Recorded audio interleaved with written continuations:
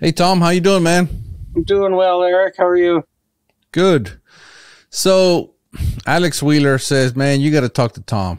He knows everything there is to know about long range Benchrest. So Oh, I'm sure he did. I'm still learning. I learn something every day. So, but I've had a lot of experiences for sure. good. So long range Benchrest. Tell me what it's about, how you win, and how you score, all that good stuff. Well, when I cut my teeth, let's see, Whitefish Range here in the valley had a 1,000-yard range, and I never got to really use it. I wasn't into it. I was out tuning. I think I was tuning on maybe some 200 grain Accubons, getting a hunting rifle ready for hunting season at 300 yards one evening, and it was a work evening, I think. It was in summer. And this fella shows up, and he's got this rifle, and it's purple and pink, and it's just odd looking, So I walked down and introduced myself, and here it was Leo Anderson. And he was just getting ready. He wanted to shoot a couple groups of this charge, to kind of be sure of what he wanted to put together for the match they had coming up this weekend. And he told me he was hoping no one would be there. Usually on a Wednesday night approaching dusk, no one might be around. He could swing the gate closed and close this range and shoot the 1,000. And I told him I don't have a problem. I said, I'm done. I said, the only thing I have left is some varmint ammo that I didn't shoot up. And, I might have 12 rounds in this box for this gun and whatever. I said, I can go back there and dump them into the bank. I don't care, So we went back and at the 1,000, and he dialed in, got on his birds and shot a test group, 5 shot. We weren't coloring bullets back then, but what he would do is have these little printouts that, I don't have one around, but they're a little bit more like a legal paper size instead of an 8x11 or whatever. And then that's how he taught me to tune. He would lay them over, and you would still see if they overlapped each other, what kind of 10-shot group that would make, if it was two different seating depths or two different charges right next to each other, whatever. But he saved some ammo and let me shoot some clay birds after he did his two groups, and was done. And I was instantly hooked. I had a Viper, a bat, 2 stocks, 2 barrels on order the next day. I was hooked. I was going to do this the following year. So that was 07, right? So I'm going to build a light and a heavy. And I built a 7-300 for heavy. Never did shoot a match with it because it couldn't hang with that 6. So I ended up shooting my Viper Dasher for about 2 years, and then I got another Viper and built another Dash 2 17-pound guns. Well, when I met all those guys and got my start, they were affiliated with Williamsport, the original 1,000-yard club out of Williamsport, Pennsylvania. A couple of our eldest members who are not even with us anymore kind of started our club. Some of them had come from there, and Dwayne was really good friends with one of the guys from back there. And when they first put in the 1,000-yard line at Deep Creek, they put up like carports for a canopy. It didn't have a covered line, with portable benches and a canopy to get started out there. And of course, I'm going off of what Leo and them guys, them older guys, the guys that came before me, are telling me. But you go down, those were all 10-shot groups. That's just what their club did. And then when they introduced a light gun class, they stuck with 10-shot groups. They're the only ones that do 10-shot in both. So and you shoot a 6-minute sighter period. It's just like you're used to. You've got someone under your target putting an orange spotter in each new hole in the sighter period. That doesn't change. And then you're getting a countdown, 3 minutes left, 2, 1, 30 seconds, 15 seconds. And the next thing you hear is you need a clock in your head, because after that, the next thing you hear is ceasefire. And then you hear them call down to the pits, run up the record target. So they pull wherever your last orange disc was, they throw that out and hang a record target. It's a board with hooks, and it has a paper. It's ready to go behind them on the pit wall. They hang it on, run it up, and as soon as all the targets are up the line, the range officer gives the command, ceasefire on record targets. You got 10 minutes to play with, but you can't go back to any siders. So it's I don't enjoy the stress of shooting score these days. I've done it a couple of times where I've made up my mind. I'm going to be determined, and I'm going to never take my face out of the scope for 6 minutes. I'm going to watch everything that's happening. It's brutal, but you do shoot for score and you shoot for group on the same target. My MO is mostly been, I'm just kind of a group nut. I don't know why. I just kind of a rifle tuner, it's less stressful for me to not pay attention and just make sure I do a good enough job of putting them on paper, and shooting a group. But last year, I made up my mind I was going to pay attention and go through the stress of that. For me, it's stressful. For people like Leo, one of the better score shooters that I've ever known, the guy that got me started, and his rifles don't even have to be tuned that well, but he'll still pick on that 7-inch 10 ring. You know what I mean? And he'll hit it more than he don't. But for me, it doesn't relax me to sit and watch everything. It actually stresses me out when I see a 6mm bullet. It's fine with me if I see a slight change in these flags right close, or if I see the mirage, letting it up and I see it suck down and over. I'm fine with when it goes where I think, oh, that's going to go, and it does. Then I feel pretty good in a relay. But when it does something and then the bullet doesn't follow it, or when I perceive there to be no change and the bullet moves 4, 5, 6 inches, and it, for me, it stresses me out to shoot that score, or try for score. But yeah, that's it. You shoot both on the same target. Soon as everybody's done, they call the line cold, or if time expires, you know what I mean? And then you tear down and the next relay comes up and you do that. We got 2 classes. You got heavy gun, there's no limit, and light gun. It's not terribly dissimilar to what you're doing in F Open as far as bag rules. You got a sandbag in the rear and a rest with a sandbag on the front. It's not terribly different. We don't have a width restriction. Light gun is 17 pounds. When I first started, it was 16 and a half. But they changed it the year I started, so I just put a little more weight in the back. I don't know when we switched. I don't remember if it was 2014 or whatever. We switched to being sanctioned with IBS, and they shoot.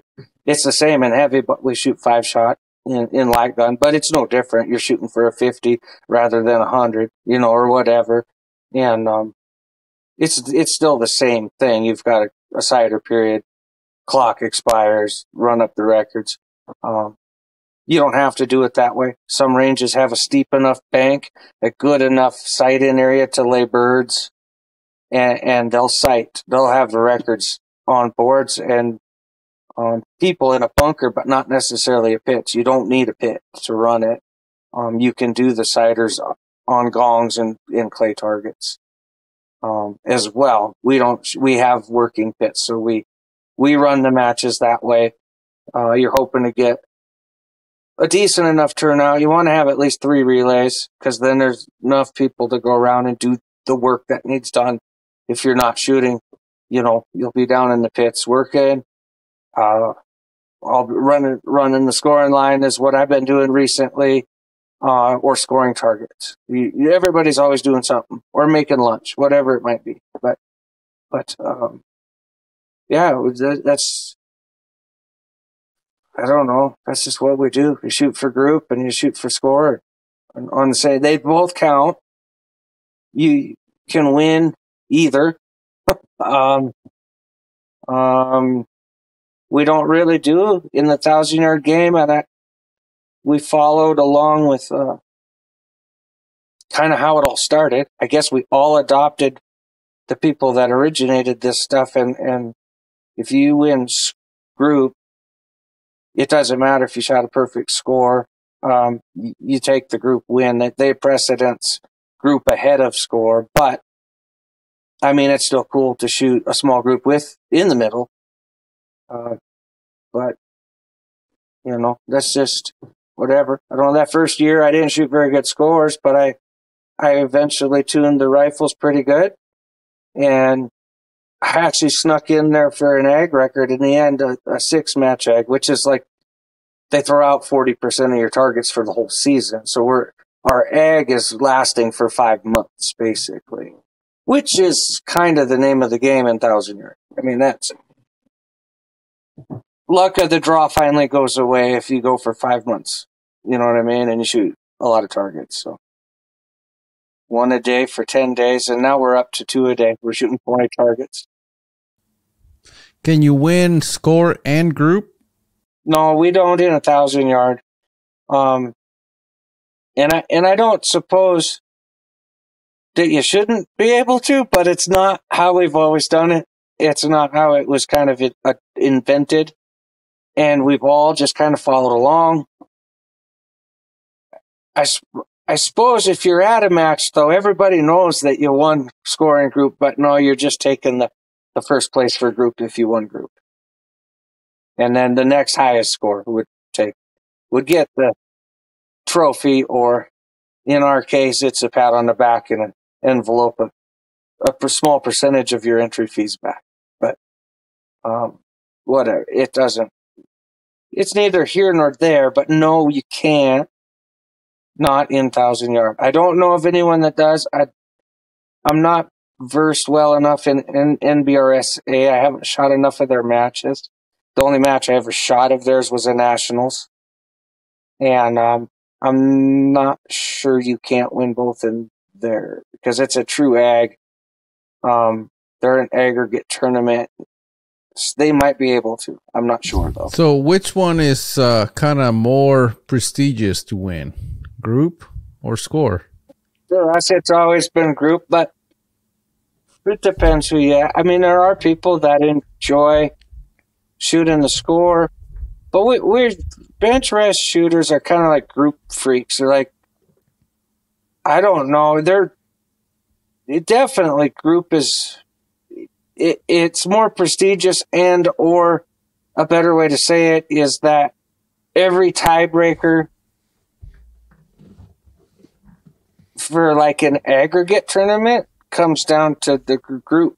But for as far as winning your relay, they do actually put precedence on hitting the middle, and the X count would break your tie, you know, for getting a relay win, which we pat people on the back for that, or there's awards for winning relays as well.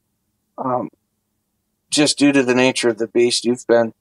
I mean, you've shot an 8:30 relay, and you've shot a relay at 11 o'clock. I mean, which one are you going to shoot a higher score at? I mean, odds are the one at 8:30. So, I mean, we definitely do give awards or points or whatever they are for winning your relay for group or score. And in that situation, they do break score ties with X count, just like F class does. So you settled on the Dasher.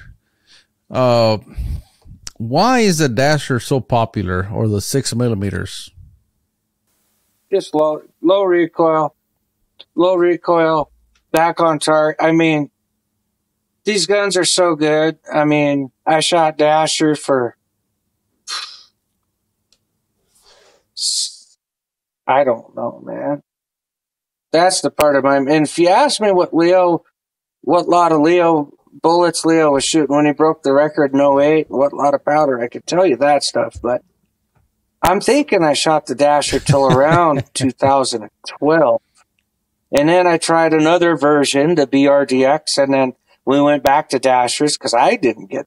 It could be reamer related. There's hot reamers out there. Maybe I just didn't get one. On the BRDX, I never really did any damage. Kind of had a low spot, for a few years. I look at stuff every few years. Am I shooting better than I was 3 years ago? And if not, we change something. And if we're doing better, we'll change something else. But, always looking for more. I went back to a dasher about 14, 15, 16. Did really well with that, but it wasn't my own reamer. And John had passed away. That was his reamer, and I don't ever know what happened to it. But whatever, we got a couple reamers. Alex was getting started about then, and just in conversation one night, he's like, well, maybe we shouldn't improve it so much. Maybe we're still a little too overboard. Maybe, the node we're running, low 3000s, 2980 to 3000, and some of them tune up around 3050, but it's usually low 3000. If I had to guess, I'd say 3000 teens is what you're looking for, but I don't chase a velocity. I'd be more apt to say they're all going to shoot 31 grains of this lot of powder, but not necessarily the same speed. Why don't we try this smaller case? And I was like, yeah. I mean, there was a couple of guys out east doing well. Sam Hall, great 600-yard shooter, and Jim O'Hara, who he's up in Pennsylvania, and he had done really well with his dashers, but he was really speaking highly of this little BR Ackley, just straight Ackley, no shoulder going forward, just Ackley eyes in it. And Alex got a reamer and tried one of those, but I had him also do me up a dasher. That would have been 17, the winter coming into the 17 season. And my MO has always been, I'll take one gun class serious, and if I'm going to fool with something, I'll do that in the other gun class. So I always have something I can pursue, ag records or match wins, or just doing as best as with the best thing that I know of at the time. And then if we have an experiment, I'll run that in the other gun class, because at least I get to shoot 50% worth of crap, So in that situation, I didn't think that the little case, I didn't trust it yet. It was tuning well, but I was approaching it more like a dasher. If I could get it to shoot little 2 to 3 inch tall things that were nice and narrow, no horizontal crap.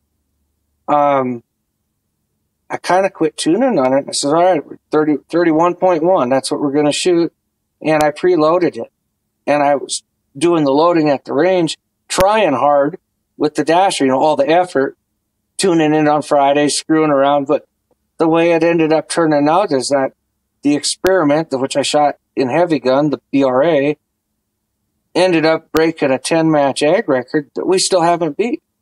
And I was just, we're going to. The guns are better than that gun was, but Mother Nature plays a role when you count all 10 targets. The only 10 targets you shot all season, Mother Nature plays I got a little bit of luck. I think the largest group that rifle shot the whole year was about 6.5 for 10 shots. And that takes some luck. You have to not get caught up on a storm in the spring and all that. But, so then we started shooting that case. But the 6s, for one, it's good brass. It's it's Lapua and it's 6PR. And that is some of the best brass that you're ever going to find. So anything built from that, if you've got a decent reamer and good bullets, good, you're going to shoot well. It's no recoil. I mean, it has, obviously, you have to catch it. I shoot, I guess, a modified free recoil. My guns, none of my stocks mind it. If I want to go a little faster, if I want to get 10 shots down in about 17 seconds instead of 22 seconds, I can do that. My stocks seem to handle it. The guns don't shoot really any worse if I have a little thumb and a little influence on aiming them. Just go. But I typically shoot free recoil to try to shoot a little smaller in the 5-shot because you have more time. Mother Nature's going to change less, but it's just the low recoil, good track. They're just on target always. I think that the guns now track so good as long as I've got them set up. I've spent the time with them or whatever. They track good enough, damn near, to know if you've got a scope problem or any other thing coming loose. Because if they're not looking in the middle, something could have happened. You could have caught it wrong, maybe, if it, but more than likely they're not getting off target, or they're not getting off the X-ray, really. Recoil impulses, whatever. I mean, I don't willingly blink, but I mean, there's a moment there where you might see the flash and that it might lose sight of it, but I don't lose. I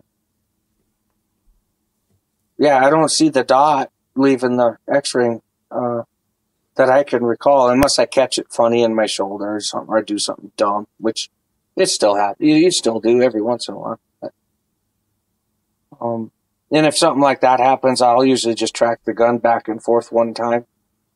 Or if I'm shooting real bad mirage, or real bad weird lighting, like weird stuff, and the gun's starting to, the reticle starting to creep, a lot of times I'll just track that gun because I know that it tracks, boop, and I know that now I didn't influence at all.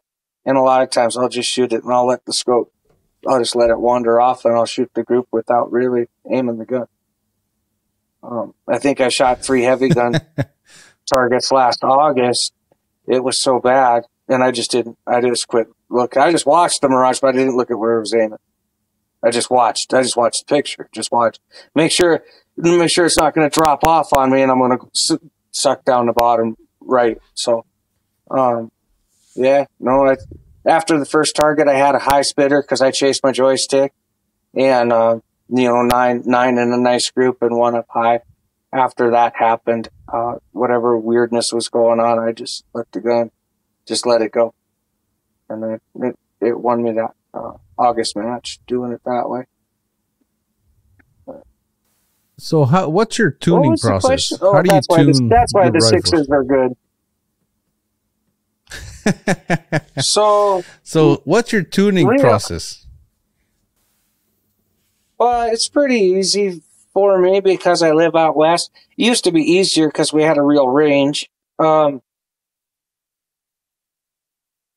first year I started, when we had the whitefish range, by the time I had parts ordered, the whitefish range was closed for 1,000. 300, you could shoot 300 up there.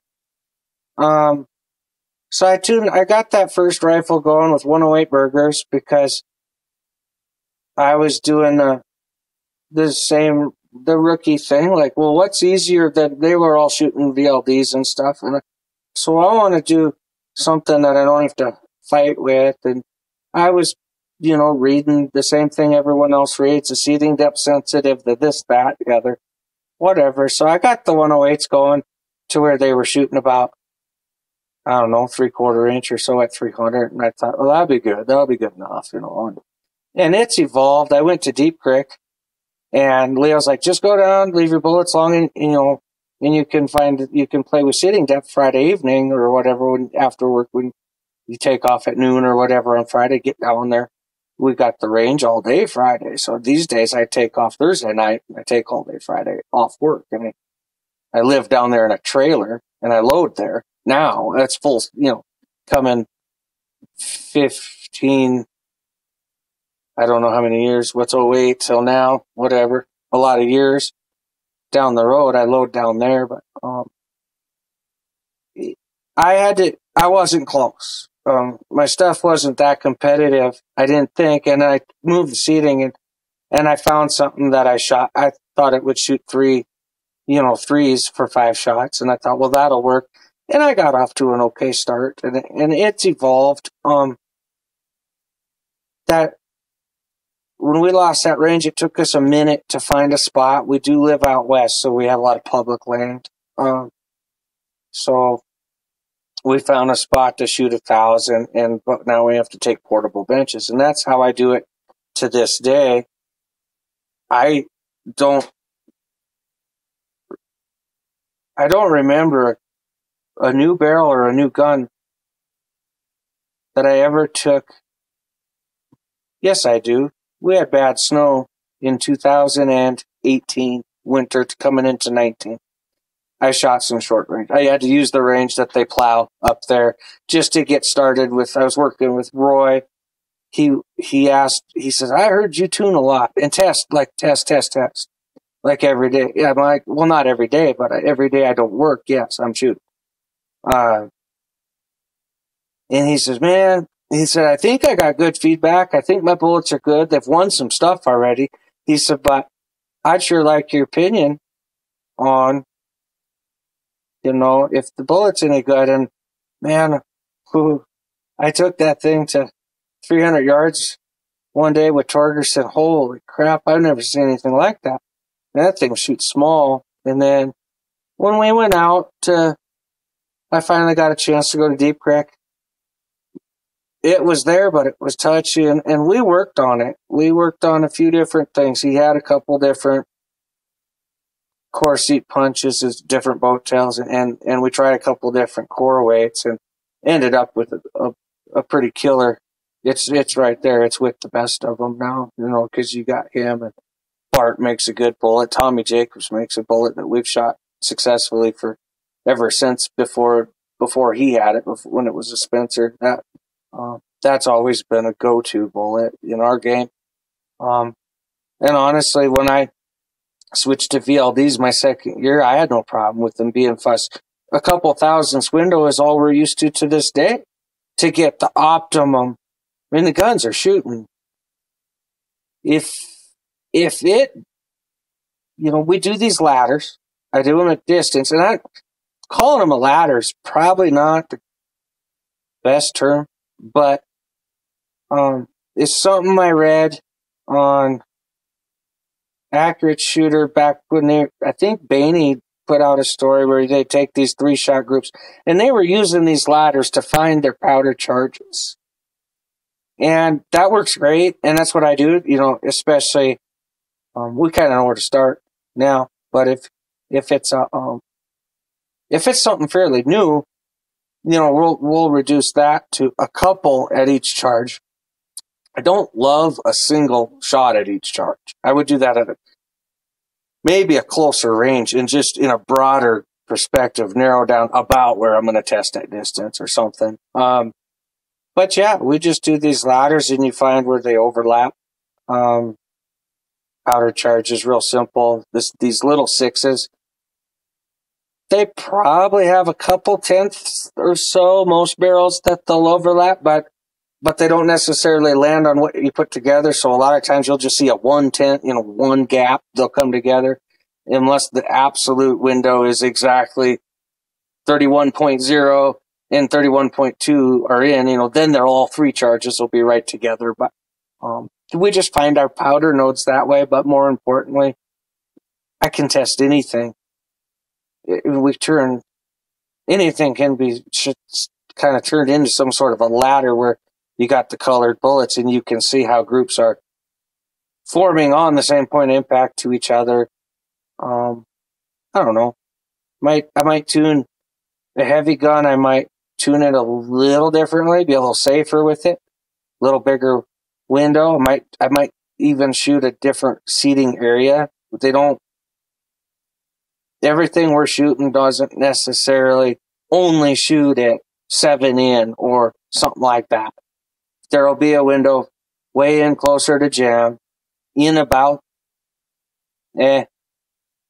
somewhere between 3 and 10 in usually, and then again jumping just a little bit. There'll usually be different places where they'll group better. And I might tune a light gun on a more fragile spot that'll shoot smaller. but I got to be more on top of it. Where I might shoot a heavy gun where more consecutive seating depths all land in a 3-inch group, because that's going to be killer for 10 shots. You know, for the 5-shot, though, the guns are shooting so small. A lot of times we're flirting with something that might go away. You might shoot a 6-incher. It might be all vertical, but the guns can shoot. Let's say if I'm doing a tuning ladder for a light gun, and let's say I'm trying to fine-tune my powder charge before I decide what I'm going to go to Missoula with here in a couple of weeks. If the light gun, if there's not some 3-shot groups in the ones, and I prefer, you know, occasionally they should be zeros, within that 12 or 15 shot ladder that I'm running all those. If there's not a, you know, something in there, if it's 2s is all the better it's going to do on those 3-shot groups. If there's a 2 overlapping with a 2 and a 6 shots is still a 2, that'd probably be a pretty good heavy gun. It might win some relays in light gun. It's not going to do shit. You better do like I did last year. I had a gun that's never going to shoot under 2 inches, and I decided I'm going to shoot the best scores that I can shoot. The gun doesn't throw stupid shots. It shoots good. You know, it's plenty good. But I know where the groups have gotten to in the light gun, and that wasn't going to be competitive. And I can't really afford to just throw 5 barrels away to find one. You know, I haven't found a barrel that wouldn't compete, but I kind of know where the ag records are, where they've been. I've shot a lot of them myself, and if I didn't, I've seen a lot of my range, and I kind of share notes with these. We all pretty much share, help each other out. There's always something broken, you know, in somebody's closet, and we'll get it sorted out or whatever. But I'm real familiar with, like, all the guns that have done, like, some of the historically best ags that we've ever seen. You know, 9 out of 10 of those I had front row seat. So I know how good they were in tuning sessions. So I kind of know what's required to beat that. And so I guess that comes more with experience. I kind of know where to draw the line and say, okay, I'm done tuning. I know that it's going to do damage, and you know, it's never going to get too far away from this powder charge or this seating depth or whatever. I don't know. We come back to every time I come home from a match, I clean them, and since I shoot mostly drop ports, so it's only really a pain in the ass with one of my guns where I got to push out a pin and then lose the ejector across the room. Most of my drop ports, you know, I'll after I'm done cleaning them after a match, I'll check what the touch number is compared to what I last wrote down. If there's no movement, there's no worry. You know, if I see a little movement, I'm not too concerned. If I see a lot of movement, more than likely going to test seating depth the next time we get down to Missoula on the Friday practice day. I'm more than likely going to revolve whatever ladder I do is going to involve seating. You know, if I see, depending on what I'm measuring. Otherwise, I might be just screwing around really fine increments with the powder just to make sure I dead nuts the middle of it, you know, or something like that. But the tuning down there, loading at the range, really, when they're working right, I don't know. It's almost just kind of for fun. They were always going to shoot the load that I would have picked anyway, but every now and then they show signs of wear, and then you want to do a little refresher. And I couldn't predict. Every barrel I've ever shot is not acted the same, so I couldn't predict. I couldn't tell another guy what to do.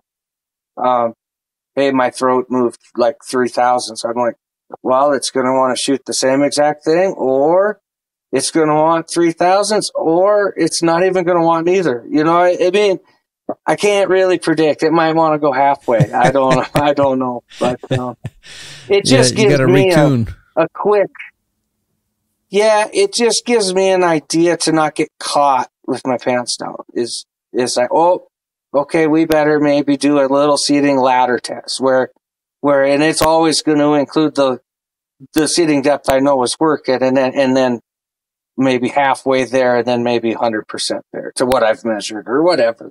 And they don't always act the same. My notes would say that the barrels don't, I don't have the answer because the answer changes with the barrel. So that would be that. But all the tuning is, you can turn neck tension into ladder tests. I can turn anything into a ladder test, basically. And then, because we shoot out on public land, that suits me. You decide what you're going to test. You color your bullets. You go ahead and set up the target, and I set up in the dark. I like to test stuff like that in good conditions if I can. It's not always good. Sometimes there's gremlins right away, and you wish you would have waited a half hour. But yeah, it suits me better because then when I'm done shooting what I've decided I'm going to test, I load my stuff up. It's not sitting out, and I go get my target. Go home. We used to tune 5-shot groups at 1,000, and we'd like shoot a seating depth on this target and then a seating depth on this target. Then when we had a real range, we'd drive down, look at them, and go make an adjustment. You got your hands, your Wilson dies at the bench or whatever. You just left your bullets out a revolution way longer than you'll test, and then whatever. I like doing seating depth that way, but shooting on the public land, I don't want my stuff left out, so I just do it the ladder way. I decided, 3 of this, 3 of this, 3 of this, 3 of this. I try to limit them to 12 shots. I'll stretch a heavy varmint barrel, a normal light gun barrel. I'll stretch it to 15 shots. I prefer not to. Once I'm closer, I try to limit them to about 12 shots of heat after ciders. Because I always warm them up with some ciders. It's just no different than shooting a match. So I try to keep it to 12 shot limit if I can. Which is 4 3-shot groups. It could be 3 4-shot groups. If I'm really comparing A to B, it could be 2 5-shot groups or whatever. But yeah, I used the colored bullet thing with the point of aim. We call it a ladder just because it's one aim point. And the people that kind of coined the term, it's a powder ladder would go up the pitch, and then your ladder rungs would stop at the nodes, and then it go again. So I guess that's where it got the name ladder. But it's just testing. We just call it a ladder. I'm going to go do a seating ladder tomorrow, just in our own circle of friends. I'm going to go whatever. I'm going to go do a neck tension ladder, which I tend to not test neck tension ladders on a bench gun the same way as I do a hunting gun. I'll actually do 2 separate powder ladders loaded the same. And that it gives me a better picture of what this bushing or this whatever procedure dumb shit I decided to do compares to what I've been doing. In seeing the bigger picture of a whole ladder, sometimes like primers, I'll just make the same ladder 4 times if I want to test 4 different primers, and that'll tell me a lot right away.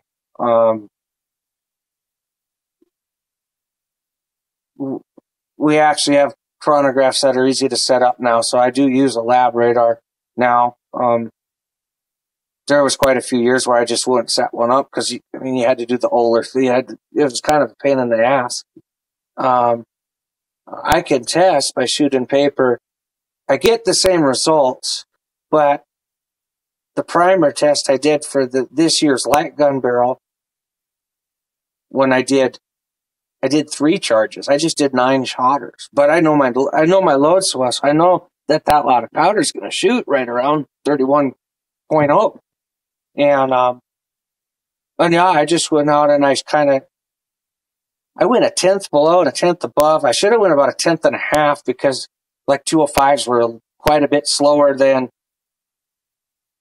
kind of all three of the CCIs that I shot. So it's possible that 205s might need another look. I don't think so, because when I shot the VR4 one, I think it was the middle charge. It was under ½ inch. I'm like, yeah, we're, and the Chrony agreed with it. So I double dated there. The target didn't climb, and it had good groups in it, and the chronograph, the speed from the lowest charge to the highest charge was less violent or less drastic, I guess. That was a real bad day. I was really having trouble.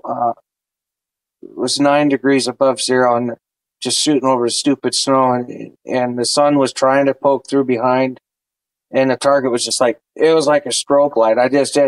It was one of those days where I just trust the gun, even shooting off of a wooden portable bench. I mean, it was bad. It was pretty bad, but all 4 primers that I tried, no different. The conditions stunk. So, I mean, nobody had an unfair advantage. So it was just a shitty day, but I come back with some good results. You know, I wheel out. That was the first 50, or I suppose with ciders, it was more like 60 rounds I put on that barrel that day. Came home and cleaned it, because that's my break-in procedure. A day at the range, okay, I'll clean it. You know, one test, one box, 50 count of ammo. I came home and cleaned it.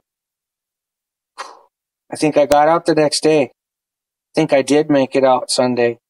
Got it cleaned in time, got some more loaded, and I picked 31.0, because it shot a ½ inch, so why wouldn't you?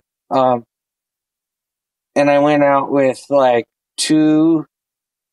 This is where I broke my rule. I did 15 shots. I think I went 2, 4, 6, 8, 10 in the lengths.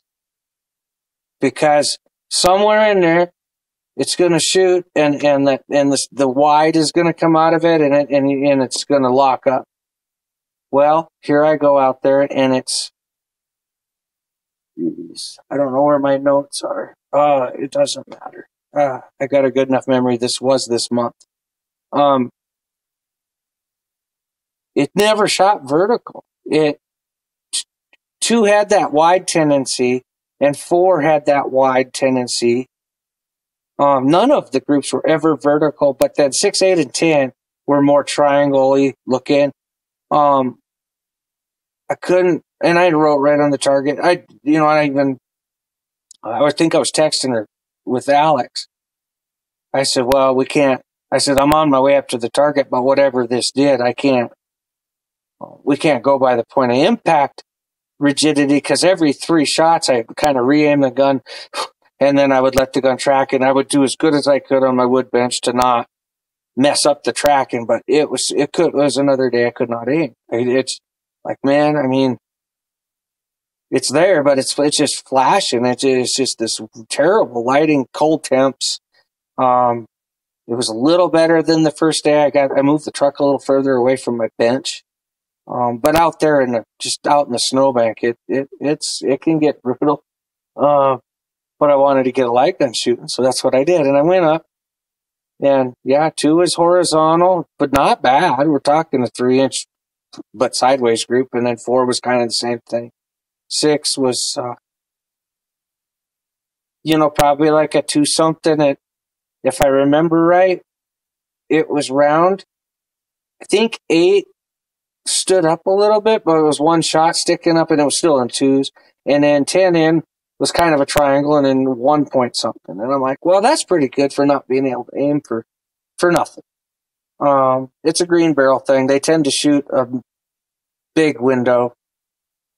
That'll narrow up as the sharp gets worn off of her. They shoot really good right away. They seem to have a little less fussy to them. Then I snuck out the next day, or the next weekend, and I went back to powder. So I'm pretty sure I'm on the right bushing. This is really more like advanced. I already know what to do for these guns, but and now we can see great. We got reasonable temperatures, but the cloud cover, we're good. I can see, I can aim. I got a clear sight picture. I know I've actually got the parallax out of the scope now. But it starts snowing sideways. I could see good enough to sight in, but I had enough work done with that gun. I do have a no-wind 0, and all of a sudden I'm like, man, that's a lot of wind, and then it's moving, and then my sighters are moving and moving back and forth, and I'm like, crap, I'm looking at, so I wrote on my notes this is between a 3.5 and 4.5. So I set the turret at 4 left, and I said I shouldn't miss the paper with that. I should be able to get them off going, and I'll shoot 30.89, 31.0, 31.1. Because the barrel at this point has 70 rounds in it, and I noticed on day 2 it sped up. So I'm going to go ahead and tune it and do powder again. And I think 30.8 shot a 1, high 1, no, 2. Anyway, I know that 30.9 shot 3/4 of an inch. Yeah, I think the 1 was on the left side of it. But she just went across. It shot it, a group, and then a group, and I did get the last one off the paper, but it went from a 4-minute, because I was pretty centered up, keeping the turret at 4, to a 5-minute win. And in that kind of a blow, 1,051 yards is where I got my range, and it's still tuned. It still showed me what it needed to show me. It's going to shoot about 30.9, but which is about a tenth below where it was under, when it was green. Now it's got 99 rounds on it, and I doubt it's going to change much. But we'll see. I'll keep checking powder on that one because it's fairly green. But everything I do, 1,000 yard, or the spot we found out here, 880 or whatever it was, that worked. That worked for me. The nodes are narrowed up. Enough stuff doesn't work that ended up being my loads would hold. I would see the same loads work when I would travel to Missoula. Yeah, that's 1,000-yard ladders, I guess, is what you would call it. That's what we do. But we can test anything that way. Yeah, I do the same. I do ladders for powder, for seating depth, even for tuner. I do ladders like that. They work. If you have 1,000, I have 1,000-yard range, so it's easier for me to just go and do a ladder, and then I can kind of find the area where I want to focus, and then that's where I start shooting groups just to make sure it holds up. Yeah. Yep. Nope. I think in my ladders, you'd probably have to treat your game a lot more like I treat a heavy gun tune. Like, I got to see stability on for a bigger number of shots. A lot of times our guns that we're shooting, a lot of times they shoot their smallest right before they don't. and when I mean right before they don't, they really go bad. And I don't tune heavy guns right to that edge. Not ever, no way. And I might even not shoot the same seating window. I'll shoot one that has several thousandths all going into the same little knot. It might not be the smallest knot. It might not shoot an inch and a half, whatever. Everyone wants to shoot a small one. You hardly ever get conditions to do it. And the odds to get conditions to do it and have a gun that can do it tuned to the ability to do it are so rare. But the guns are getting, just tuning them every year for the last 15 years. They are definitely better than they used to be. I mean, nowadays, like a couple years ago, Mike Wilson down there in Georgia, I think he was at Hawks Ridge Range when he shot that record at like 1.1 or whatever. We swap notes here. We really share notes here in our own clan. I says, but even, those guys aren't strangers. I know kind of what's up with them and keep in touch with them guys. They're good guys. That was no accident. One when I first started, a lot of times people are like, "Oh, the small group is just a lucky group." But where we're at currently, I think most of the small group records weren't luck. These guns were going to do that. He was going to shoot small. That gun tried to do it before it, and it tried to do it after it, and I seen it with my own eyes because we hosted nationals that year at Mousel, and they came out and Mike shot his load versus a load that was a 10th lighter in both of those 5-shot groups. Now he does the 5-shot. You know, he'd be a guy to talk to. He might do it different. I know he does it at distance, but he might not do the ladders and stuff. He might do more like 5-shot group stuff, but I don't know that. But when they got here, that gun shot a pair of ones at each 10th that he tried. So that gun was going to do that, and it did that, and then it wanted to do that again. So that was not, I'd say in the next handful of years, you're going to see a sub 1-inch group out of one of these guns, and more than likely it's not going to be an accident. Like it would have been 10 years ago, that would have been kind of an accident.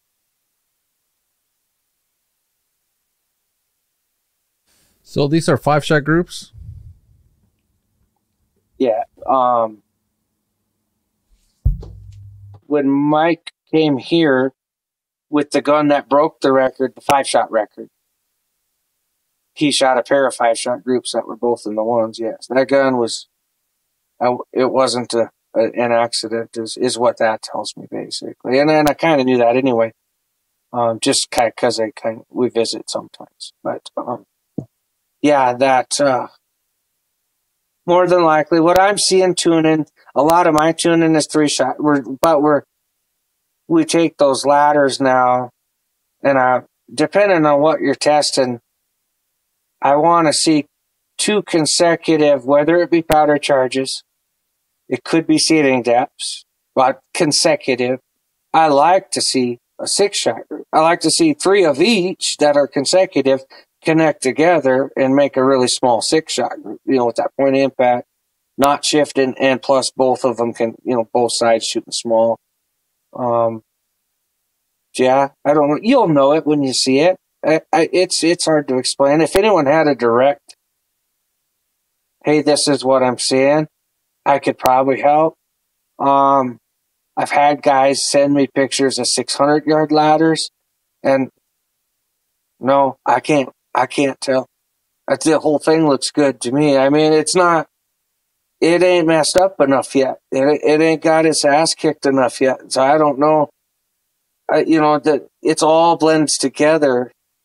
From my perspective, I'm used to looking at a small window, 8, 10 kernels of powder, boom, they're on top of each other, and then zip, out she goes. What guys send me, hey, this is a ladder I did at 600, and it looks like just one hell of a nice group. I'm like, well, I don't know. I would have to probably shoot groups that see them ag almost. I'd almost have to group.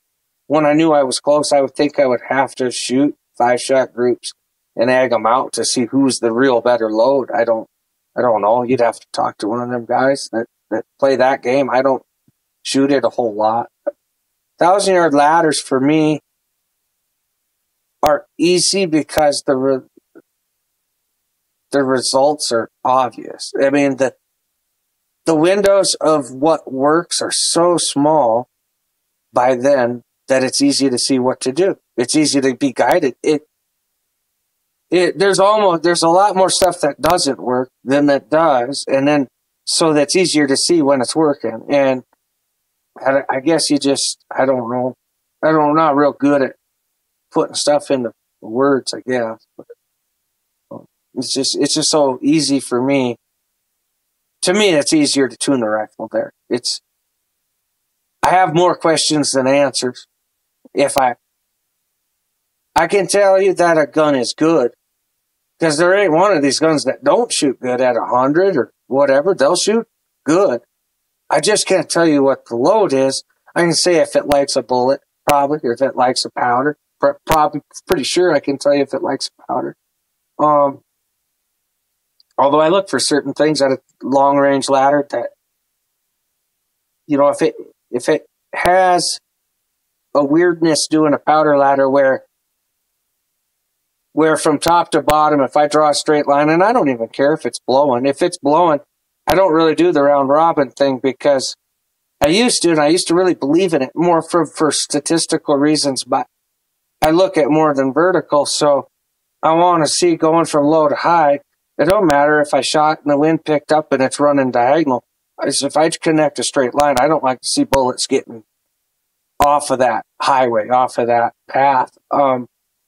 So if I got a powder that just refuses to shoot anything but wide, and like if a bushing don't fix it, or if a totally different seating zone doesn't fix it, or if I just don't see a way out of it, I'll switch powders.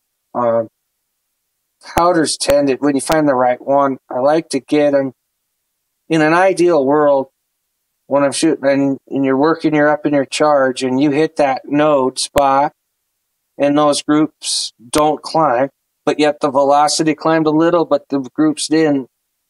The point of impact didn't.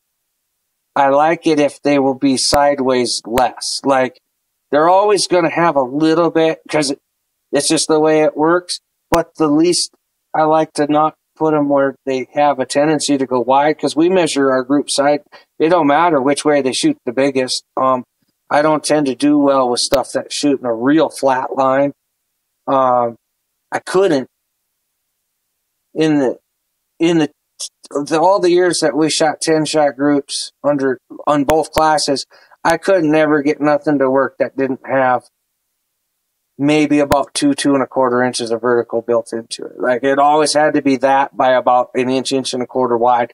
Those were my 5-shot groups, and I didn't do ladders back then. I did 5-shot groups. We look for the same things now, but I can just visualize it in a ladder.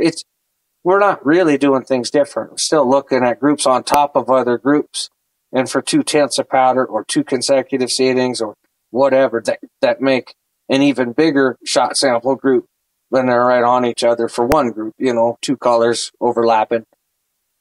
3 with seating. I mean, you might even get 3 if you're going with a real fine seating ladder. That'd be a great, whatever.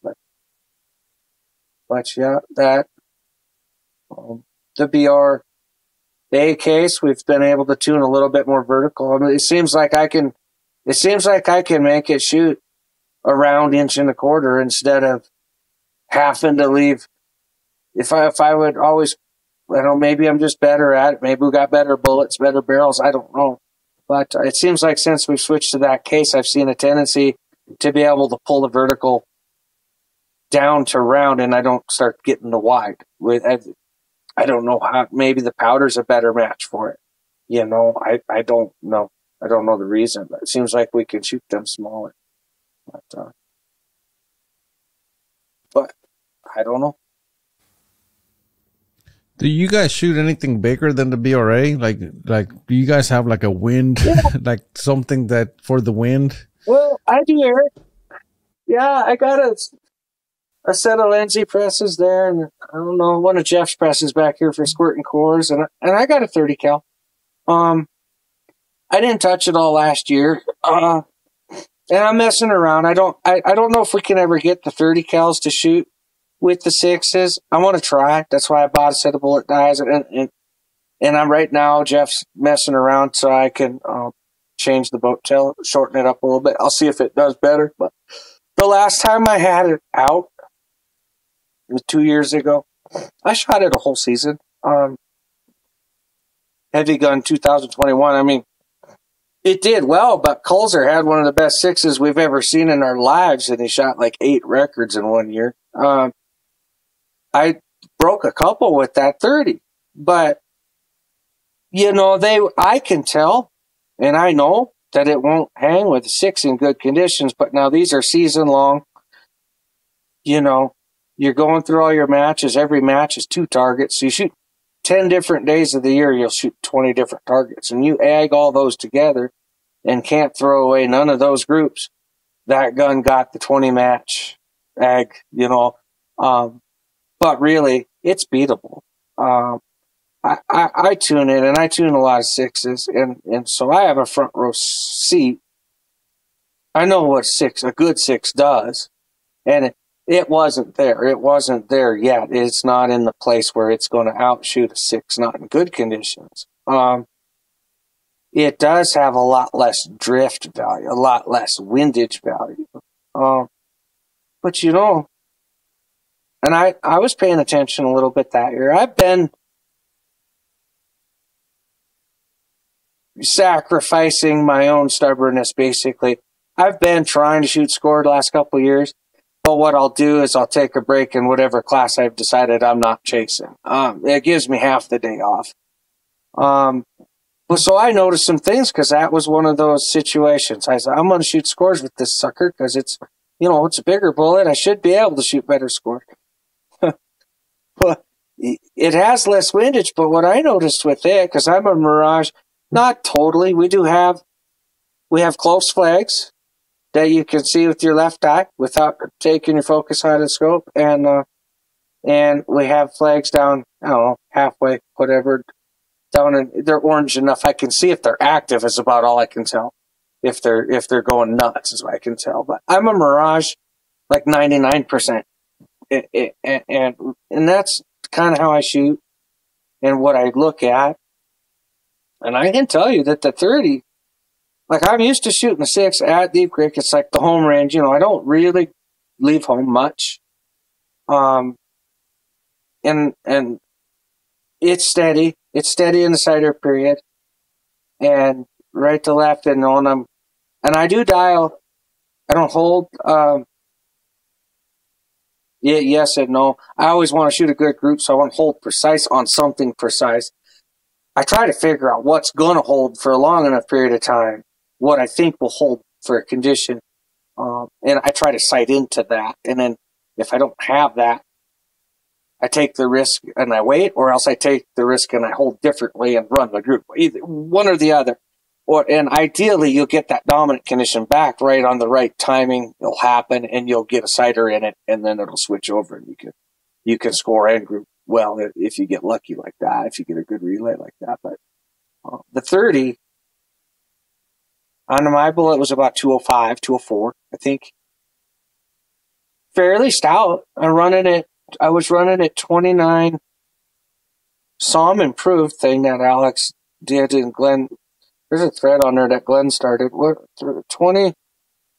Where the heck did I tune it? I tuned that thing north of where everyone else shoots a 30. It's been a minute. It was too low. It was 29 something. Raj is right to left. So what's the cartridge? That's a 7 SOM necked up, and then he improved it. Alex did a 40 on that one. So that was the last time I shot a 30. And then I got one. I just was screwing around with my rest, so I moved it over there now. I got a barrel on. The next time I pick up my 30, I'm going to try a 30 prick or PRCW, whatever. It's not improved, but I'm sure a lot of guys that have shot any kind of competition or seriousness, I mean, if there's Lapua brass available, I want to see if that little case can do it in 30. We didn't improve it. I went, so I could hand you my die and we could switch bushings and you could load for your 7 PRCW. I mean, it's just got a little bigger opening now to pass through a 30 cal neck. And I can't remember the dimensions. I know that I can shoot it safely without turning it, and then I can, because you got to neck it up a long ways. And I don't love that part. I don't like doing a bunch of brass work, but it's part of the game. The cartridge I shot 2 years ago was 7 R SOM, necked up to 30, improved to 40. Necked up to 30 cal, improved to a 40-degree shoulder. It was about 6 grains less than a short meg of water, I think. But that ADG brass we're shooting, we could run it. We could run it up there pretty good. But, like, yeah, we're shooting that bigger caliber, and I picked up on it because I was deciding we're going to pay attention in heavy this year. And we're going to shoot score, and that's what I'm on this year. We're going back to heavy. So, I watched that 30 go down there, and, my sighters are coming back, centered up in the box. And I watched that right to left mirage give off a little bit, just a little tiny letdown. Not even starting to I can just tell, okay, that I'm going to lose it out the right. If it's a 6, it's going edge of 10, maybe just a tick low of water line. And I touched the 30 off, and yeah, it only moved that much. But it dropped all the way to the bottom of the 10. I'm like, So yeah, it has less windage, but you might lose your you know what I mean? I don't know. Hopefully that was just the bullet, and whatever I change on the bullet won't do that, but I don't think so. I mean, that bigger bullet, I mean, yeah, it did better on windage, but boy, I lost some elevation when she went that way.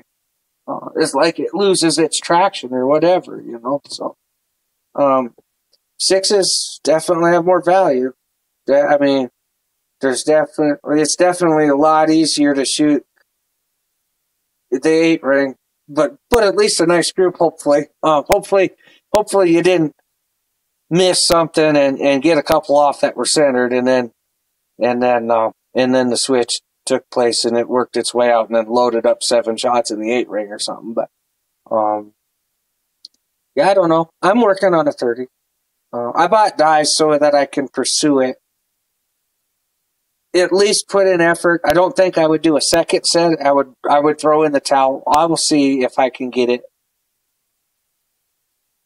to tune like I'm used to seeing a 6. That's going to be a real big step. You know, it'll be a big challenge for it.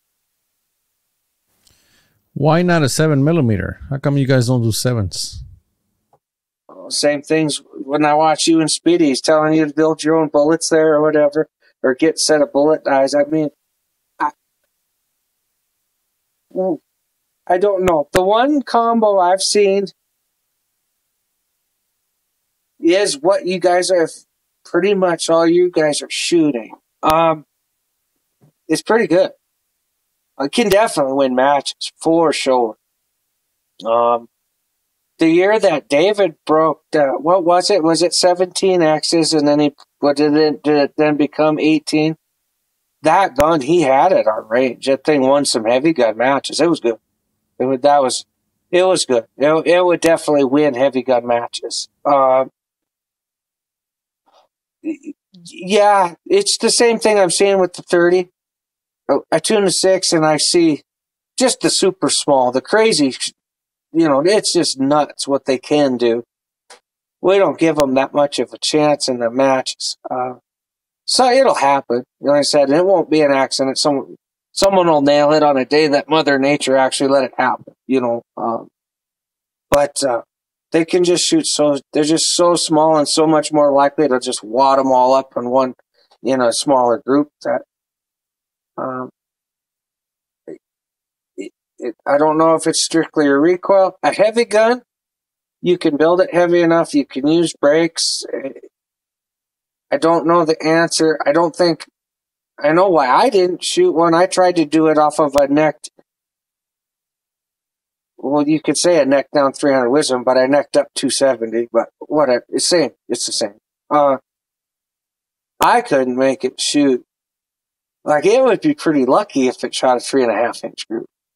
But the gun that David drug up there that year that shot those 18X record or whatever, no, that gun, it threatened to put 10 of them in that upper threes. I mean, it might have had one spitter, but the spitters were a 5, and a 5 wins. A 5 in the middle twice in one day. That wins heavy matches all the time. It's so unlikely to get back-to-back relays to be able to ag any better than about 4.5. And those guns can't do that. I watched it. David's gun was that good. It was good. It was as good as I've seen, but we don't get to see a lot. Most guys just do, follow the leader. It's a pack. We all shoot 6s. There's 6s and 30s on our range. I don't know if it's because people just don't want to sort bullets, and really the only option out there that I've seen shoot well enough is with the 180 hybrid.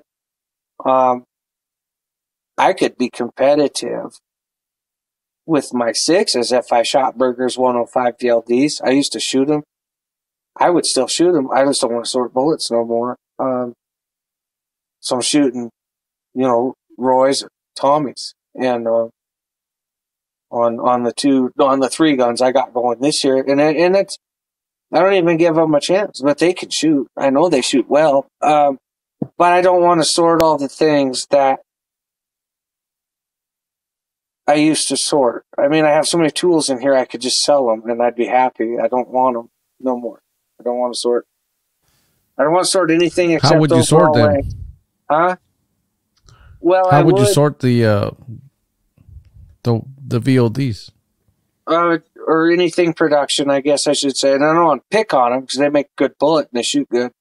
The way I've chosen to do it is the latest tools I had was from George, where he makes one where the bullet doesn't have to move to measure different things. So you throw it in and the base of the bullet is contacting, and then I have an insert that measures like about where your Gizzy tool, where your ogive tool is going to hit, somewhere in that 237, 240 range. And then you take that insert out, never moving the bullet or even taking it out of the stand, with the dial indicator, and you put in another insert that measures more like where your seating stem is at. And now you've sorted them based to ogive, but you've also sorted the gap between there and there where the seater stem hits it. And so you kind of call out some bolts. And then to this day, I sort overall length. I still grab a calipers and I just do it that way. Boom, I do that. Far as taking it past that point, I won't take it past that point until I've tuned the load good enough to tell the difference. Once the gun is shooting like ones or whatever, a lot of times I'll go 4-shot groups and I'll try to put together, a bullet that it's unmolested, but it's been measured. That's what the load was worked up with. And I might try some stuff with the point die and seeing if I'm pointing them up, if changing that can help anything. If I don't see a noticeable, it has to be pretty obvious. Sometimes it helps. I've had it help a lot on certain things where I was going to not tune it any further and putting a little bit of a point on it, X amount down from just touching, and in a little range, it helped it, and it became competitive. But more often than not, I'm not really doing anything except measuring my bullets nowadays. But I'll always test when I get a new run of bullets especially if they change. Roy says, hey, this lot of jackets, if I call them up and say, why are these lot of bullets 20 thousandths longer than the ones I've been shooting for the last 3 years? And he said, well, that's what the jacket dictated. That's where the die wanted to be. If that'll be different enough in my mind, I'll go test it again. And, once I got my load developed with my sorted bullets, I'll go out and I'll shoot a ladder with pointed versus not. And then, and then point it a little bit more. Try to nail down a window. If I get onto something, I'll change it. Let's say the more aggressive point was the best, but untouched bullets were real close. Statistically, if one's an inch and a half and one's an inch and 9/16, they're statistically, to me, they're the same. Then I'll go out and for the 3 things I'm allowing for my 12 shots, I'll take the best point versus the baseline. And let's say it was the firmer setting, I'll go firmer again with a 3rd different setting. Round 2, I'll go to the range. And I just do like that. And if I see something that's making an obvious difference, it's helping me, I'll do it. I'll do some bullets up, at that setting. Same thing with trimming and pointing. I've never been a fan of seems like more work than just measuring to me, but I had a real good recipe with a Roy 2019 era bullets that I trimmed, and I landed on a spot on my die with not even the insert that they recommended, and I had a little window that worked. Glenn got some. I'm glad they worked for him. I think he tested it. I said, "Oh, do this," and before thinking about it, he don't have the same lot of bullets that I have, but he went out and they just started shooting for him. So we have had good recipes that I've helped stuff by modifying, but for the most part, I tune a load. I don't screw around with the tip. I've tried it. Still guilty to this day. I'll try to hit a home run. I'll try to, well, this can't hurt nothing. Let's get more out of this range session, and you end up getting less out of it because the whole thing was a bust and everything stunk because you ruined you know what I mean? Because you did something that it didn't want. And now everything else that you tried to test besides that, you don't know if you learned anything because it was all shit. The whole test. So, I don't know. I don't even know what the question was, Eric. Well, I've been guilty of that myself. You try to do too much all at once, and then I get back from the range, and all of a sudden I don't know what's what. Sometimes I just get my notes mixed up, and then that's it. The whole test is just out the window and start over. But I guess the whole everything you've been talking about, it's all about just test. You test everything. You could probably take this. Is there a 76 minute? Going on 77. It probably needs to be about 7 seconds long. You need to just go do your work, go test. I mean, there it is. 77 minutes saved. But yeah, I mean, that is the truth. That is, you have to test. Yeah. Well, that's the bottom line. You have to, and what do you do, right? You believe the target. You have to. You got to trust. That's what Leo taught me when I first met him. Believe the target. Trust the paper. Go, paper don't lie. This was one of his famous deals. Of course, he had to remodel his house one summer, and he's now quit us because he enjoyed that summer off so much. He's like, man, I didn't miss that shit at all. He ain't doing it no more, and he's the happiest I've ever seen him. It's a lot of work, is what that tells you. That. Yeah, you don't want to take a day off. No, you don't, because you'll realize how much work it is, and you'll say, there are probably some better ideas for all for your time, but I'm just driven. I don't know. I'm just driven because I don't think we've maxed it out yet, and I'm just kind of. You got to be a little bit goofy to get all nerded out about groups and stuff like that. But there's still not stuff. I still don't know the answers to everything. I still seeing stuff get smaller. It might not be on the tuning end of things. It might be on the bullets end of things, or it might be on some other dumb shit to do with an action that Alex wanted to try or something. It could be anything, but we're still finding stuff to test and keep it fresh. And every once in a while, something you're testing, you'll actually gain some ground. You actually take a step forward.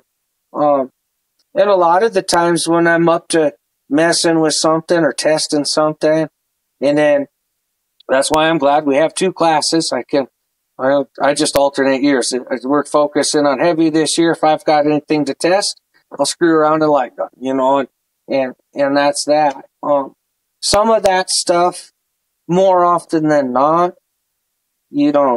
I'm not gaining. We're not gaining. We're losing. A lot of stuff doesn't pan out.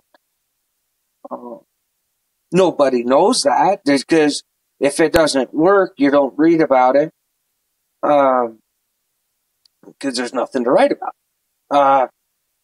But every now and then, the BRA, I think it was an advancement because nothing really changed in our game. We were already shooting good bullets and stuff. I think it's an advancement, and I don't know if it's just because it gets along with the powder that our group prefers, the 4895. I always ran it in the dasher, but a lot of people in the country didn't run that. I mean, maybe I'm just getting better results because it agrees with the powder I like better or whatever. I don't know. So every now and then something actually does pan out and we shoot smaller because of it. And there's not a huge lag time, not in our circle here at this club that I shoot at. So if I discover something, I share it with the guys. I mean, I know maybe not everything, but once I'm sure that it's something that's going to make a difference for them, I will. I might sneak a couple matches in, if I think something's working, a better idea can help someone shoot smaller. I'll usually share before too long. But yeah, I think that's how our sport. We're not a terribly big group, we don't have a lot of guys. Really, across the whole country, it's not that big of a group. I think that's the best way to get people in, not into it, but to keep them. It's damned if you do, damned if you don't. I'd love to have an advantage and just win all the time. That ain't going to happen. The information's out there. Pretty much, if you don't help a guy like all the way, like if he's not competitive, he's just not going to stick around. The groups are too small. You gotta give them enough information that you're going to have them whoop your ass. I mean, it's just going to happen. The guns are good. If you tune them to the best they can be, you're not, you don't really have any advantage anymore. I don't know. I mean, I'll probably focus a little harder on scores because that's where experience can help you a little bit, but I don't like it because I get stressed out when I see a 6 move 4 inches and I can't figure out why. It bothers me. Some people that they get mesmerized. Leo I think it calmed him down to watch all that stuff go on. But for me, it almost stresses me out, but I can do it. I just don't like to. Yeah, well, imagine me as an F-class shooter. That's all we do. All you got. We got to do it for 20 shots, too. Man, 20 shots, too. I don't like it. It's so hard.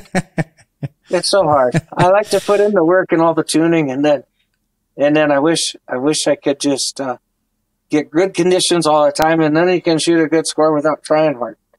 Just the gun and screw. Yeah. So if you get good conditions, you don't have to worry about it too bad. But yeah, it's. Well, I'll tell you what, though, in F-class, when the conditions are calm, we call that a trigger pulling contest because. Yeah. Like you said, experience doesn't really do much for you. It doesn't do much. You're tuning, your work tuning and loading and stuff would have to stand you apart on those days, I suppose. But yeah. But anyway, the beauty about it is you should. Go ahead. Yeah. Well, in F-class, you shoot long enough. At some point, the wind's going to show up, and then it's going to separate the field. No, it is, and we shoot 2 targets a day. And the way when you come around to your second target, it's the same old deal. First target's a trigger pull, usually first 3 relays anyway, and then after that, it's a shit show, and we'll see what happens at the end of the day. Yes, sir. I'm very familiar with that. Well, Tom, this has been amazing, man. I appreciate all the information. I know there's a lot more to find out, and I hope you guys figure out some more stuff because it ends up trickling down to us, and we pick up little nuggets here and there, and makes our guns better. If anyone had any, I don't mind sharing. I don't mind sharing information at all. And it just sometimes I don't like to be terribly active on the forums because then you got to kind of be there to answer some. You know what I mean? You got to kind of be available. If you let or open a can of worms, you got to be there. I don't mind sharing information. I get a little, like in this situation, you can tell I probably, I don't know, I kind of love it, so everything gets longer, 85 minutes, and it didn't need to take no 10 seconds to just tell you to go tune your load, or go tune your damn rifles, do your work, Yeah, that would have been a pretty short podcast. Anyway, Tom, thank you. Again, keep them centered, but you're not a score shooter, so I'm going to tell you like Speedy says, keep them small. I'm going to keep them small and centered in half the time this year. All right, man. Take care. Thank you. Thanks. We'll see you.